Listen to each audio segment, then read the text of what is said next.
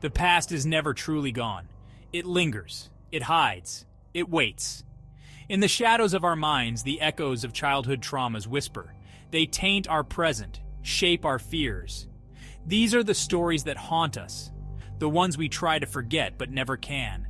Childhood, a time of innocence, they say. But for some, it's a breeding ground for terror, where the ordinary becomes terrifying, where trust is broken, and the wounds, though unseen, run deep. These are not mere ghost stories. They are the real-life horrors that children endure, the nightmares that follow them into adulthood, the fears that shape their reality.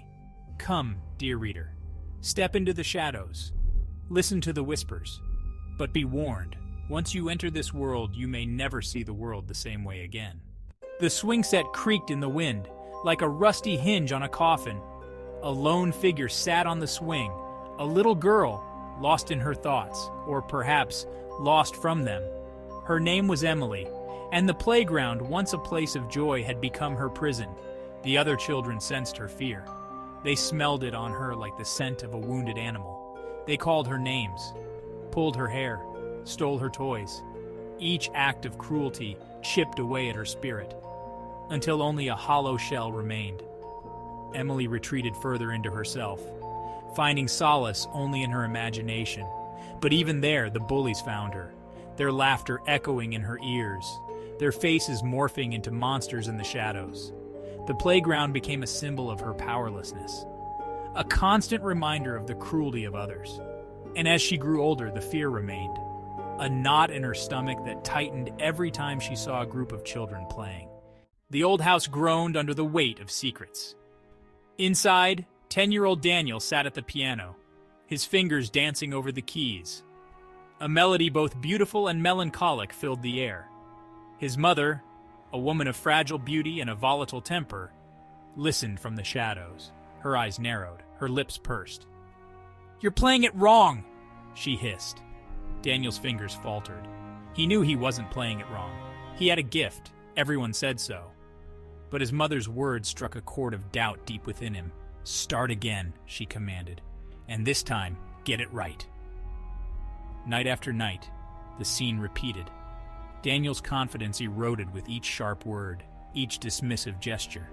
His mother, a master manipulator, sowed seeds of self-doubt in his young mind. She convinced him his memories were faulty, that he imagined her cruelty, that he was the problem, not her. Daniel grew up questioning his own sanity, never sure if his memories were real or figments of his imagination. He carried the weight of her gaslighting like a heavy chain around his neck. The orphanage was a cold and unforgiving place. Its long, dark corridors seemed to absorb sound, leaving only an eerie silence in their wake. 6-year-old Sarah huddled beneath her thin blanket, her body trembling. She wasn't alone. The dormitory was filled with children, all unwanted, all abandoned, but Sarah felt a profound sense of isolation, as if she were trapped in a nightmare. The older children sensed her vulnerability. They whispered threats from the darkness, their words like venomous snakes slithering into her dreams. They told her stories of children who had disappeared, vanished without a trace. Their whispers followed her like shadows, clinging to her, suffocating her. Sarah learned to fear the darkness, the silence, the whispers that seemed to emanate from the very walls themselves. The orphanage, a place that should have been a sanctuary, became her prison. Its corridors, a constant reminder of her loneliness and terror. The mirror reflected a stranger, a hollow-eyed girl with stringy hair and a haunted expression. 11-year-old Lily stared at her reflection, barely recognizing the girl who stared back.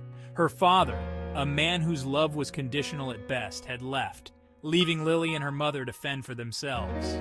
He called her worthless, a burden, a mistake. His words echoed in her mind, amplified by the silence of their empty apartment. Lily began to believe him. She saw his rejection in every flaw, every imperfection. She stopped looking in the mirror, ashamed of the reflection that stared back. She hid her body under baggy clothes, her light extinguished by her father's cruelty. Lily's sense of self-worth shattered, replaced by a deep-seated belief that she was unworthy of love, unworthy of happiness. The air in the small apartment crackled with tension. 8-year-old Michael sat at the kitchen table, his tiny body trembling. The sound of his parents arguing filled the air. Their voices, usually filled with warmth and laughter, were distorted by anger. Each sharp word, each slammed door, sent shockwaves through Michael's small world. He felt like a bystander in his own home, powerless to stop the storm raging around him. The walls, once a source of comfort and security, now seemed to close in on him. The fighting became a regular occurrence, a deafening soundtrack to Michael's childhood. He learned to anticipate the arguments, to brace himself for the emotional fallout. Michael grew up walking on eggshells, never knowing when the next explosion would occur. He carried the weight of their conflict on his small shoulders, his childhood stolen by the echoes of their rage. The nightlight cast long, eerie shadows on the bedroom wall. 5-year-old Jessica lay in bed, her eyes wide with terror. She clutched her teddy bear tightly, as if it could ward off the monsters she knew lurked in the darkness. Every creak of the floorboard, every rustle of leaves outside her window sent shivers down her spine. She imagined claws scraping at her window, teeth gnashing in the darkness. Her fear stemmed from a nightmare, a vivid, terrifying dream that had left her shaken and afraid of the dark. But her parents dismissed her fears, telling her it was just a bad dream. But Jessica knew better. She could feel the monster's presence in the shadows, smell its foul breath on the air, hear its guttural growls in the silence of the night. Her fear consumed her, poisoning her childhood with anxiety and dread. The monster under the bed became a metaphor for all her fears, real and imagined. The scars of childhood trauma run deep. They may not be visible to the naked eye, but they leave an indelible mark on the psyche, shaping our thoughts, emotions, and behaviors. Children who have experienced trauma may struggle with trust, intimacy, emotional regulation. They may be plagued by anxiety, depression, or PTSD. Their past a haunting presence that casts a long shadow over their present. The impact of these traumas can manifest in a myriad of ways: substance abuse, eating disorders, self-harm, relationship problems. The list goes on. The good news is that healing is possible. With therapy, support, and self-care, individuals can learn to cope with their trauma, to manage their symptoms, to reclaim their lives. The echoes of childhood trauma can reverberate through generations. Unresolved pain and dysfunction can be passed down from parent to child, creating a cycle of suffering that can be difficult to break. Parents who have experienced trauma may struggle to provide a safe and nurturing environment for their own children. They may unknowingly repeat the patterns of abuse or neglect they endured. It is imperative that we break the silence surrounding childhood trauma. We need to create a culture where survivors feel safe to come forward, to seek help, to heal. By raising awareness, we can help to prevent future trauma. We can provide support to those who have been affected, and we can create a world where all children feel safe, loved, and valued. The journey of healing from childhood trauma can be long and arduous, but it is a journey worth taking. By confronting our demons, we can break free from the chains of the past. We can learn to forgive ourselves, to forgive those who have hurt us, and to move forward with our lives.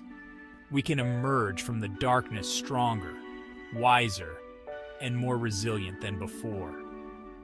Remember, you are not alone. There is hope. There is healing. And there is light at the end of the tunnel.